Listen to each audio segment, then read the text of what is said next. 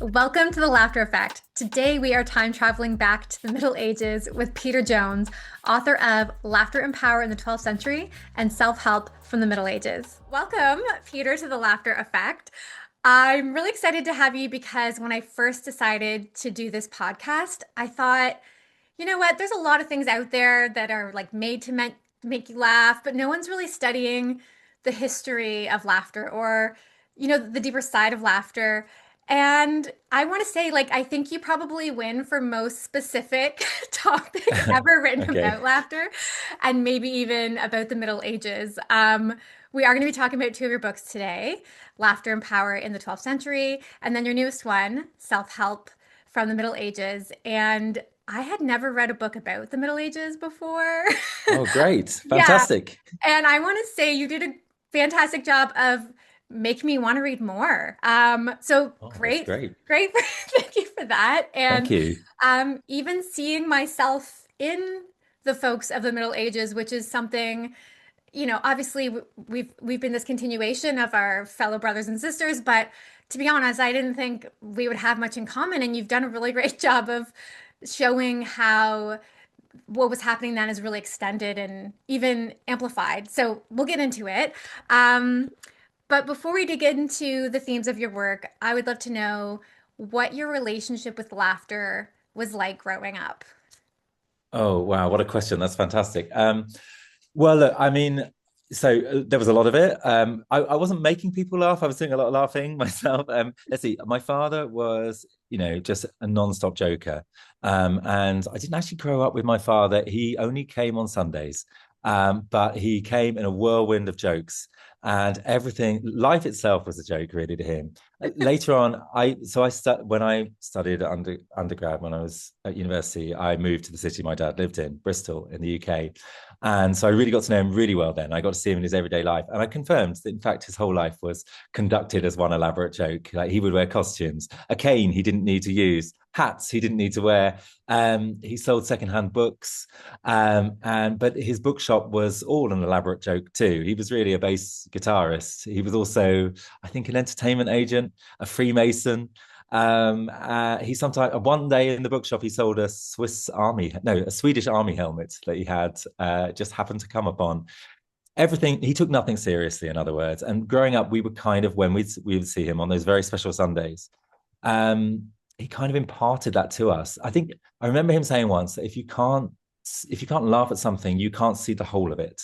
Like to laugh at something is to step outside of something and see it in the round. And I guess I really took that to heart. Wow, that was an awesome answer. That was awesome. Thank you so much. I'm going to imagine that kind of influenced maybe your attraction to this topic. I don't know where the Middle Ages or the 12th century kind of fits in for you, but how did you come to writing a book about laughter and also the dynamic with power at this specific time period? Well, look, I'll say so. When I was at university, I fell in love with the Middle Ages in a big, big way. I found it fascinating, and really the theology, which is a little bit, I mean, is nerdy the right word? It's when you fall in love with the Middle Ages, you're doing it now. A lot of the time, people fall in love with crusaders, okay, or crusading. Sometimes people fall in love with the writers, Chaucer, and so on. I really fell in love with those Parisian academic theologians of the 12th century who were asking questions like, do angels have a weight? Or what is a human being? Or can animals, think? I love those kinds of obscure and fascinating questions about the nature of existence. So I fell in love with that. But I was also, as I've mentioned, a frustrated comedian, and I'd been set on this slightly strange path in life where I believed that humor was everything. So, but I didn't, these two didn't. So at university, I wrote a couple of musical plays, musical comedies. I wrote one about Abelard and Eloise, which was about two medieval lovers, and it was a comedy and it was a musical. But these things were separate in my life. I was going to study the theology, and that was serious. And I was going to play with it and do the comedy, but that was something else. I did my PhD in New York with this incredible scholar, Brigitte Berdot-Rizac, and she was, just a wonderful person to learn from. And I thought, well, more seriousness. And I needed to be the serious scholar that she deserved. So I was trying to do PhD on law, medieval law. And I realized one day, and it's a crushing realization for anyone who does a PhD, that you just hate the thing you're doing. And you hide that from yourself. No, no, no, no. I don't. I don't hate this. I love this. Of course I do. It's just that this book's boring, and that one, and the one last week. But then one week, and I think she gave me the freedom. She said, Pete, you don't need to be so clear on what you're studying just yet. Just take some time out. Your thesis could be, maybe you'll come up with the idea over the summer. And I had this wonderful moment. I realized, humor is what I care about most. I'll say that more specifically. What I really think about humor, and what I always felt was missing when I was reading books of medieval history, was I always feel like when you laugh with someone, you are at a further level of intimacy with them, right? You're seeing around problems together. You're exposing yourself a little bit. You're being vulnerable. You're being light. You're being friendly. You're being personal. And I felt a lot of medieval chronicles and histories, we don't see that side of medieval people. We see like these grand speeches made by crusaders, or we see these kinds of long treatises. We don't see how they really were, how they were personal, vulnerable, funny with each other. So I decided that will be my life's work. I will be a medieval historian. Yes, I will be serious, but I will also try to get to the kind of funnier side of things too, and see them in their more intimate, vulnerable reality. That was the theory. I mean, whether it works, I don't know. Yeah, well, I mean, when I think of that region of the world and I think about humor, I think of Faulty Towers, Are You Being Oh Served, yeah. Father Mm-hmm. Ted, Samuel Beckett, who was a huge influence on me to the point where I named my Fantastic. son Beckett, which we will see. I actually didn't know about Thomas Becket, so we'll get into that. But it's been Okay, interesting great. to sort of name my son this and think it was going in one direction and it's gone in another. But so I think it's really wonderful that you have sort of taken this idea of what we think of people of that time period is just void of laughter, void of joy, void of celebration and connection. And again, this a lot of this comes through us through media, right? Through movies we've Yeah. seen and things like that. But we find out no, they just like us, they have jokes and laugh and wit and all those things. So, can you talk about how laughter was sort of viewed at that time as we kind of talk about like how it transitioned through specifically King Henry II and as his sort of court and area? How did people view laughter? Yeah, okay. So let's make a distinction. Like, so how people actually laughed in their actual lives. Unfortunately, a lot of the time we don't really know. We do, but we don't, because we don't have the ordinary testimony of an ordinary person, like not a very wealthy bishop or whatever, until into the 1300s, really. So with exceptions.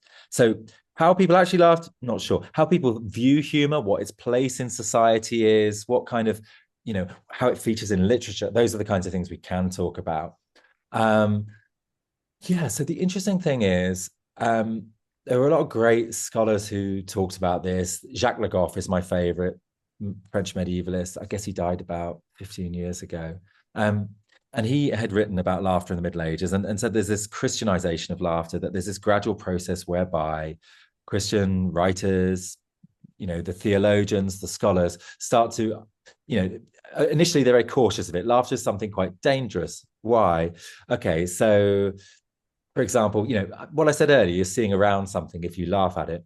I think the theory was that when you laugh at something, you're kind of, on the one hand, there's off a butt of the joke. You're mocking something. On the other hand, you're making things destabilized. You're being irreverent. You're not taking things in the proper spirit. There are a lot of Bible verses that back this up, right?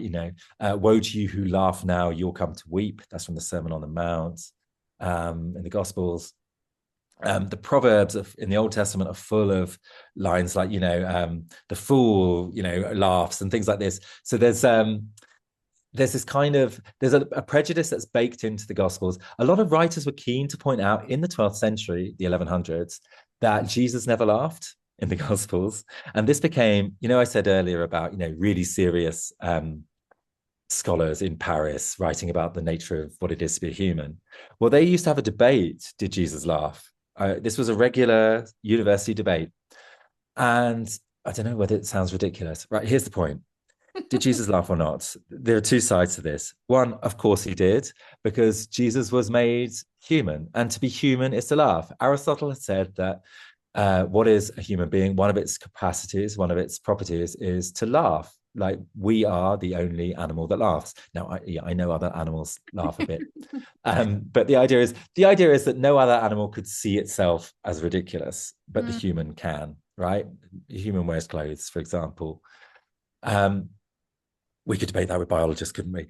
But the other side, so that side is, well, Jesus had to laugh, right? Because otherwise he wouldn't be fully human.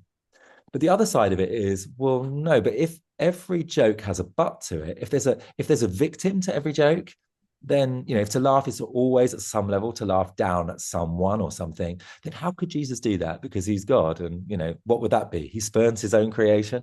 So it was a fairly interesting debate. I think the point being, there used to be this kind of prohibitive attitude towards laughter, and then some point in the 1100s, this magical century, which I love, this changes. And so I could go on forever, so I'm conscious of not doing that.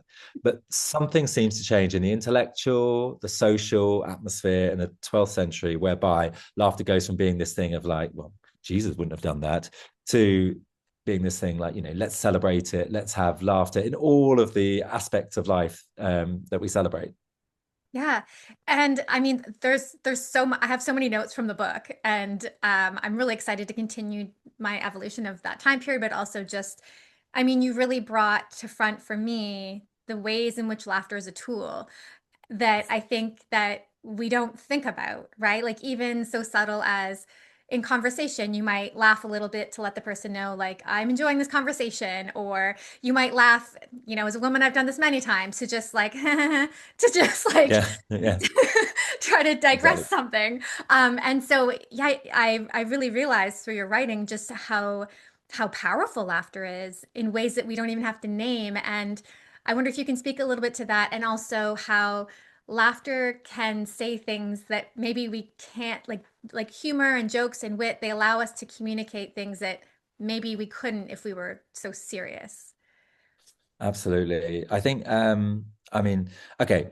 So on the one hand, I think laughter is, yeah, as you say, laughter can do all of these things, right? And I think, it can deflect attention, it can solve an awkward situation.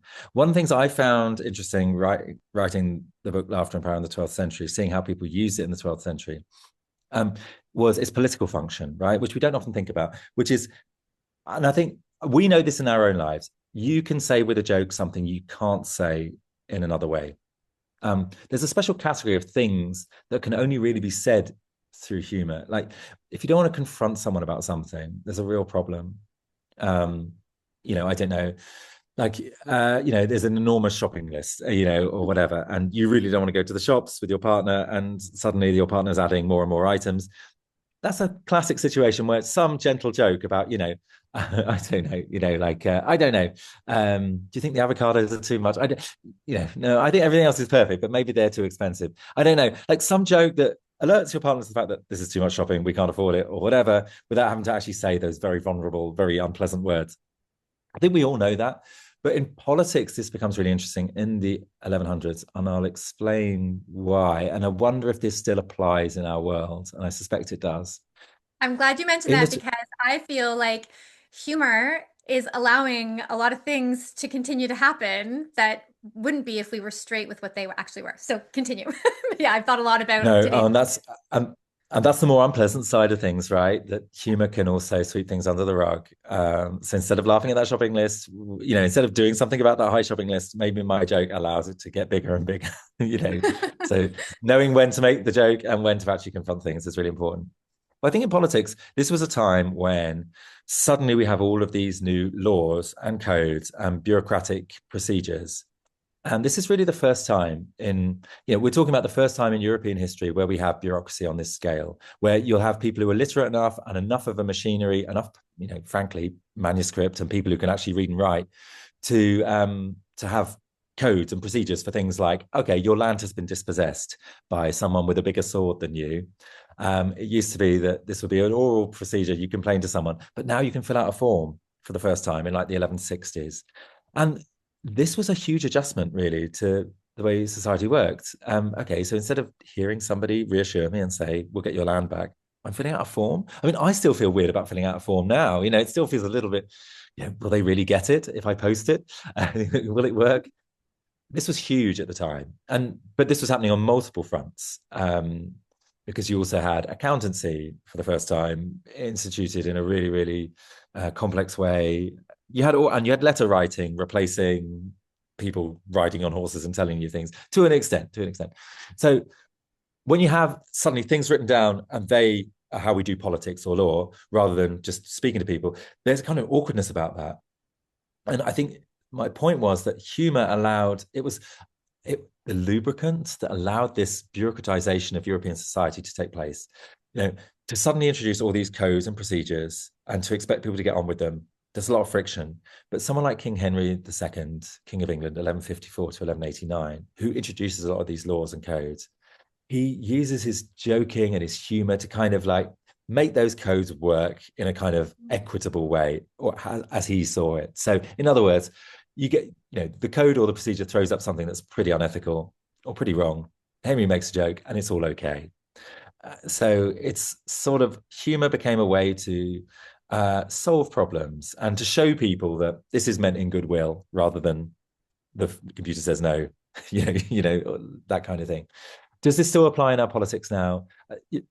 Yeah, I mean, I think many times a good piece of joking will, can lubricate or make things a little bit sweeter. But as you say, the problem is that often this can sweep things under the rug. I mean, to name names, we had a British Prime Minister not long ago who used this all the time, a bit of a laugh and a joke, and he can get away with anything. Although, of course, luckily, he didn't in the end. Yeah. Well, even it made me think about, some other politicians and this sort of free for all we have to make jokes of those who are in more power than us, right? But how horrendous it is when someone makes a joke of someone who has less power than them, right? That sort of power dynamic of these people are okay to make fun of, these people aren't, and just how poorly we see it when someone, especially someone in enormous power, does make a joke about a group of people. It's still very present, and we kind of, I guess, that we get socialized when we grow up to know like this is okay to make Yeah. fun of, this isn't, and that sort of like course correction as we go. Um, but in the book, it's sort of around this building moment between King Henry and Thomas Becket. And it sort of Yeah. evolves into one being idolized or seen as the laughing king and the laughing saint. Can you tell us the story? Well, look, okay, so let's tell the story of the two of them. They're best friends at some point. King Henry II, powerful, energetic King of England, bit bored at times, would rather be hunting at times, fiery temper. Thomas Becket, he's grown up in a kind of relatively poor background, but it's a trading kind of merchant background. So not aristocratic, but, connections. It's in London. Thomas gets a connection and gets introduced to somebody who works for the Archbishop of Canterbury.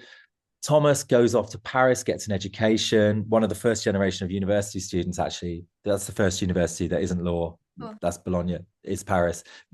It's a school, becomes a university in the 1100s. Thomas goes there, gets education. We're not sure if he graduates. He's a bit of a slippery character, Thomas, to be honest with you. This guy who goes on to become a saint in his youth comes home. So he can read and write. This is really useful. Like, this is the new generation. As I just mentioned, we've got bureaucracy now. We've got letter writing now. We've got literacy now. Thomas is one of that first generation of right now you can go and do a kind of internship. So he goes and works with the Archbishop of Canterbury, Theobald, and he's impressive. Thomas is funny, and this is important. He's got a great sense of humor, it seems. He likes a laugh. He's in a position where he's surrounded by really, really intimidating, much, much smarter, much, much better educated, proper theologians, people who wrote massive books like John of Salisbury, Gilbert Folliot. Thomas doesn't have anything like their literary skill, but he's funny. And when the king is kind of like looking for someone to latch onto, he meets Thomas in that whole household, which he has to deal with a lot. And he gets on with Thomas. They just click, and it's fantastic. There's a good film where I think who is it? It's Peter O'Toole, isn't it? Anyway, there's a good film of Becket and Henry, if anyone's interested. Then so they click, they're drinking friends, they're hunting together, they're, it's all good laughs. And suddenly Henry gets an idea. This guy, let's rope him into politics. So he makes Thomas Becket the Chancellor of England, the first Chancellor of England. The first time we have a Chancellor is Thomas. And this is just convenience. Okay, well, Thomas, let's give him a better job. And let's make this friendship official, And this seems to work okay. And then after a couple of years, Archbishop of Canterbury dies, and we need a successor. And there are all those great candidates, the guys who wrote the huge books that I mentioned. And Henry then scandalously chooses Thomas. Let's make Thomas the Archbishop of Canterbury. And everybody's just appalled. Everybody that isn't Thomas is just appalled, because this is a guy who just, this is the top job. And these guys all went to university. What for? To be beaten by this guy who didn't even graduate. Scandal, scandal, scandal. Thomas, what does he do then? What would you do? I mean, you're a kind of funny joker. You're the king's friend. It was all quite nice and casual. And now suddenly, oh God, I'm Archbishop of Canterbury.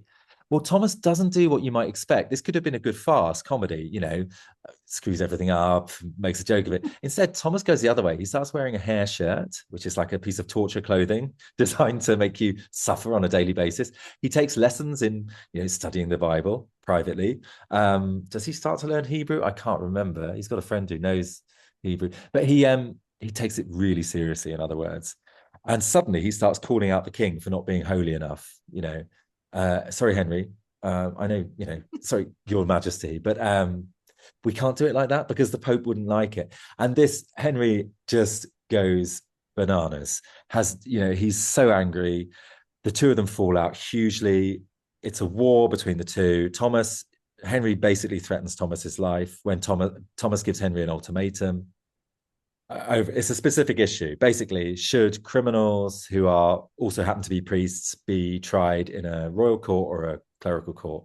And so it's a silly issue, really, in a way. But they explode over this. Thomas flees to Paris, or flees to France, rather, to escape Henry. He thinks he's going to be killed or whatever by Henry. Where would he get that idea from? Well, you'll see in a minute. Thomas is in exile for about 6 years, and it's a diplomatic war. And the old jokey Thomas has kind of gone now, and he's kind of being this quite earnest campaigner for the freedom of the church. They make an unsteady agreement in the end. Thomas comes back to England in the end. And then Thomas does a few more things to upset the king. I'm showing my cards here, aren't I? And then Henry, very unforgivably, has Thomas assassinated in his own cathedral just after Christmas in the year 1170. And it's just huge. It's the JFK assassination moment of the 12th century. Shockwaves everywhere. Immediately upon Thomas's death, the monks are soaking up the blood so they can sell diluted parts of that blood as relics. Yes. Wow. They're hiding the body. They're worried it's going to be, confiscated or whatever, or desecrated. But they're already thinking about making money out of the relics. It's really but everyone's quite terrified. He's not a saint yet. Thomas, however, in the sort of year or so after his death, suddenly all these miracles are attributed to Thomas. Henry's really sad, we gather, repentant, gives an interview afterwards, weirdly, where he says, it wasn't done by me, but it was done through me. So he kind of half admits it. Would we accept that? Thomas becomes a saint, and he becomes a saint because there are all these miracles attributed to him. Like so many miracles, hundreds of them. And in a lot of them, Thomas is playing little tricks where he's making people laugh, by hiding things, appear as a phantom. He moves things around. So people, my cheese was on the table and now it's in the kitchen. Stupid, maybe miracles, but these are the kinds of things that are happening. Look, some of them are extremely miraculous and transformative as well. I'm not poo-pooing Thomas's miraculous credentials. I mean, he's a saint for a reason. But nevertheless, there's a comedy associated with him. Now, I know this has been a long answer, but the thing is, and what I found interesting was after his death, they write these things called hagiographies, right? So it's common medieval genre. You write the saint's life and you emphasize how this person became a saint. And in most cases, it's kind of easy. Person spent all their life in a desert and then died. Holy person, easy job. with Thomas, it's quite hard because there were all those years of drinking, weren't there, and all that hunting, and they're sort of not really taking things seriously. And then there was that sudden pivot, which actually seemed a little bit too hardcore and a little bit too provocative. And maybe, no one's saying he got what he deserved, but there are some people out there saying things like that who are also priests and bishops. So these biographers have a really tough job, and they end up doing a great job where a few of them make the point. Thomas was a great joker in his youth, and he turned that joking into something holy as he became, the Archbishop we all loved. And there's this real sense that his humor started out of the wrong kind and became of the right kind, being miraculous wit, basically. And like those miracles, which, all right, the cheese was a bad example, but other miracles where he kind of cured people's illnesses in a kind of seemingly hilarious way, are seen as, the right kind of humor. I love that. And so how did King Henry kind of become the king of laughter? Well, Henry's story is one more of he actually has a great sense of humor, and he's doing it all the time. He's making jokes all the time. He's making silly jokes, some of them threatening jokes. Like, for example, one bishop makes a really long speech about how, no bishop can ever be deposed by a king. And Henry just gets so bored of this, and he says, no, he can't be deposed, but he can be. And he pushes his hands out, pushed, which is kind of a Latin bit of wordplay. It's typical of Henry, though. He just gets exasperated and makes a joke, and it kind of reveals to everyone what he really thinks.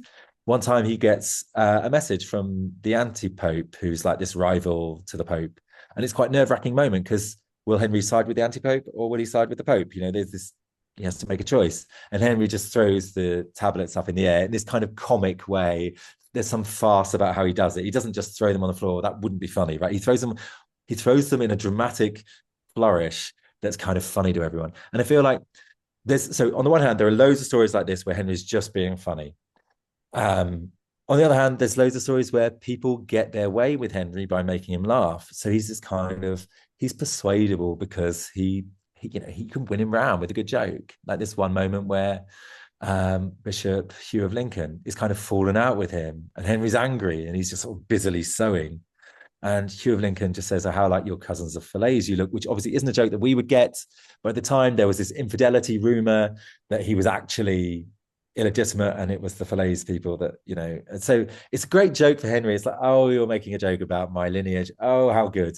And he falls around laughing. And everything's fine with you after that. So that's kind of the way he's the laughing king for me, the Rex Ridens in Latin, because he laughs to get things done. He laughs to make his bureaucracy work.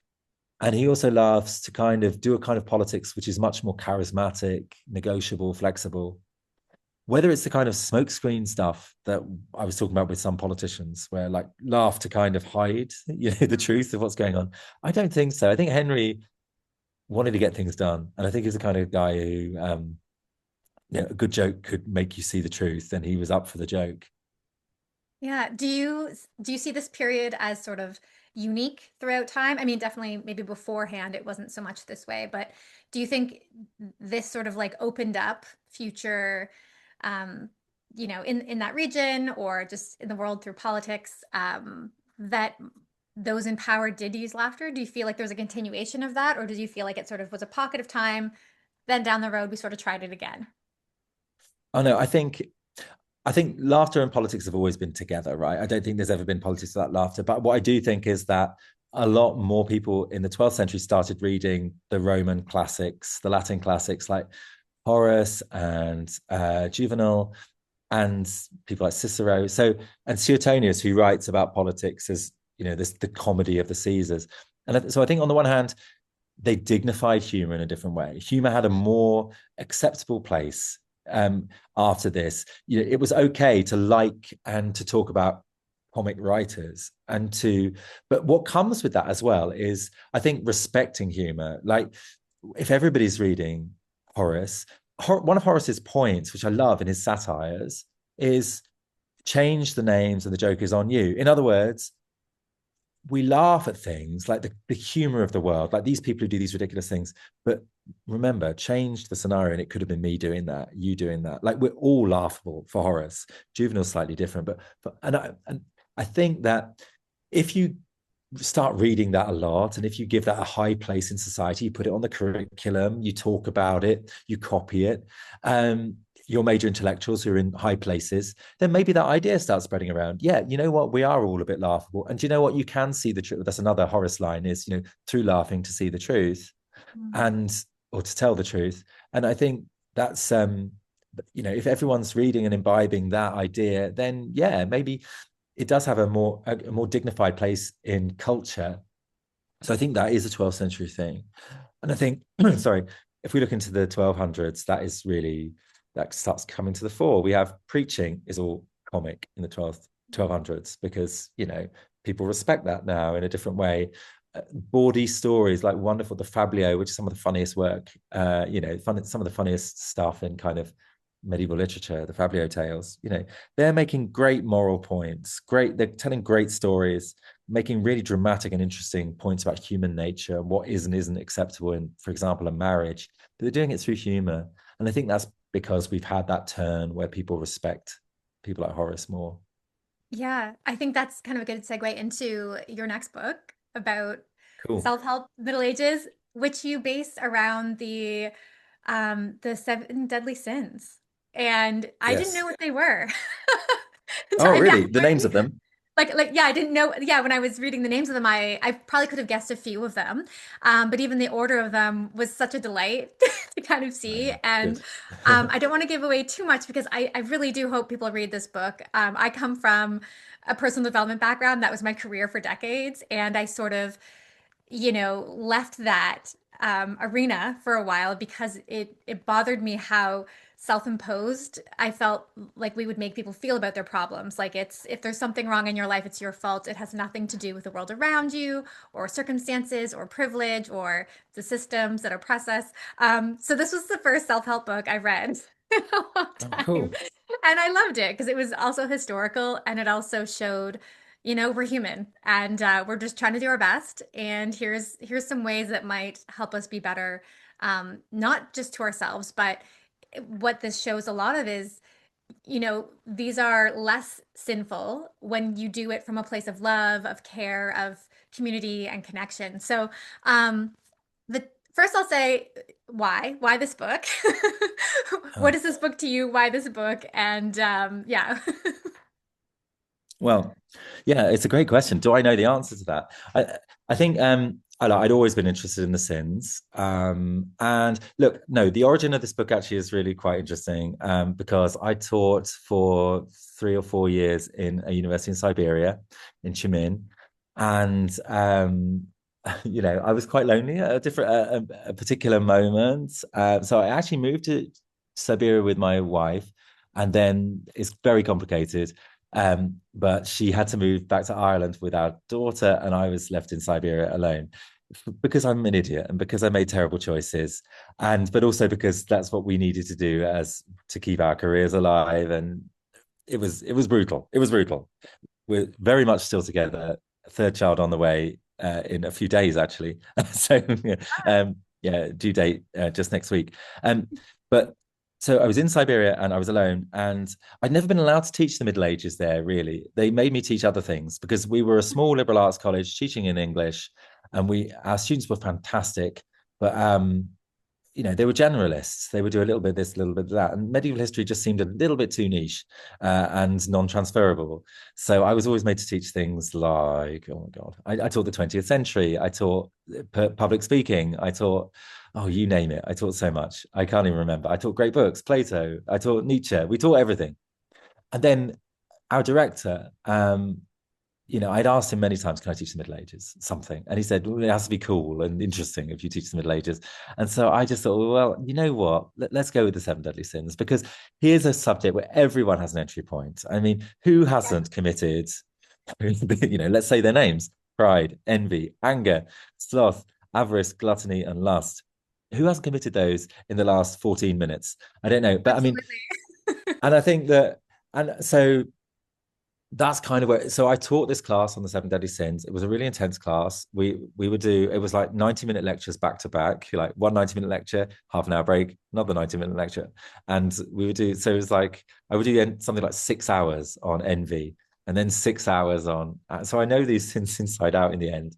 I loved it so much. The students were fantastic. And I thought, I mean, I learned so much when I was teaching that course because the thing about the seven deadly sins and what makes them so interesting, I think, I went into it probably like most people go into it. Oh, right, this sounds like a list of what not to do. This sounds like a pretty terrifying, very moral and judgmental thing. Maybe it's a bit of fun, but it's not really going to teach me much about my life. What I discovered over that period of time I was teaching is it's not like that at all. I discovered so much.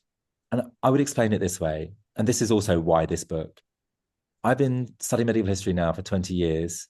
And I sort of thought I knew I was going to quit my life in Siberia, I have to say. And I thought I was going to quit medieval history altogether and academia altogether. And I kind of formulated this book as the greatest hits, the best of what I've learned in my 20 years. And really the interesting thing is, when studying medieval theology, I came to realize that the insights that are there into human nature, into what it means to be a human, and also temptation, desire, our sort of deeper, more interesting, perverse psychological impulses. I found them so many times in a medieval text, right in the middle of a commentary on the Psalms, written in Latin, or in a really dense kind of piece of theological argumentation from the 12th century. I find this incredible nugget about what it means to be a little bit scared, a little bit insecure, and thinking you've grown up, but you haven't.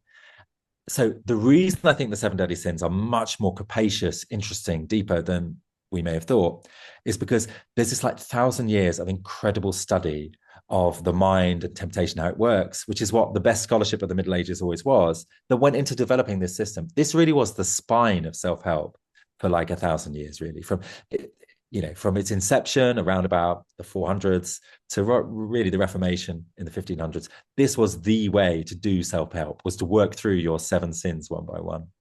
Yeah, and I had so much envy of the time these people, like just the time in their day. Like when I was reading this, and Yeah. some of them would go on like week-long, month-long, year-long adventures to just try and sort through their things. And I was just so envious. I would love that. I would love the Yeah. time to sort of work through these things, which I think is, through that time that they had, is probably why we got so much out of them, because they had that self-reflection and to be with their pains. There was two I thought we could play with a little bit, because I want people to see sort of how you take these and make them really applicable. But also, I almost felt like this could be made into a series for children. Um, because Cool. Great idea. the stories that you have, even, the one about Simon and his wings, I was like, I got to tell my 14-year-old about this right now, because he thinks that he knows how to do everything. He's going to be able to figure it out. Don't want him jumping off a building. So I just thought like this is very it was infotainment, if we're still using that word. And so I kind of want to give people a peek into how you maybe like structurally created the chapters. So let's look at pride. Because Okay. that one I think was, well, it's the first of the Yeah. sins, which also was like, what? Because right now we're kind of in this space where it's, we talk a lot about being proud of each other, showing our children that we're proud of them, being proud of ourselves. And that's not at all sort of how that was positioned back then. So can you open up pride for us? And then I also thought it was interesting that the Latin word for it is suburbia. Superbia, yes. Yeah, which I thought was funny because it kind of sounds like suburbia, which is also Oh this no. place, this place in which we really focus on like ourselves, right? And this overconsumption for identity. So yeah, let's open up pride and see what we get. Okay, cool. Yes, it is the first. And I think the thing about pride is, right, yeah, first let's dispense with the word. Pride is really misleading as a name. Superbia is the Latin word. And as you say, and it really means above or beyond, going above or beyond something. We'll park that for a second and come back Yeah. to it, because what does it really mean? It's really a way to talk about ego, egotism. And really, I think pride is narcissism, and it's kind of self-absorption. And it's the kind of shutting yourself off from other people in a way that you feel that A, you can do everything for yourself. B, you don't need to listen to other people. I think I summarize in the book as 5 words. I don't need other people. If when you feel like that more often than not, I think pride might be your thing. Um, how I thought about this, yeah, it's always at the top of every list of sins in medieval manuscripts. They always put it number one because, and the argument is always that, well, it's the supreme act of selfishness, which is where all kind of sin begins. What is a sin, by the way? I think Rowan Williams defined this really well, the theologian. A sin is something that does harm to ourselves. It's sort of a gratuitous act that harms ourselves. I think the seven sins really are all examples of obsession that stop us from seeing other people and seeing ourselves properly and seeing the world properly. They're kind of a form of blindness, if you like, to the world, to ourselves, to other people.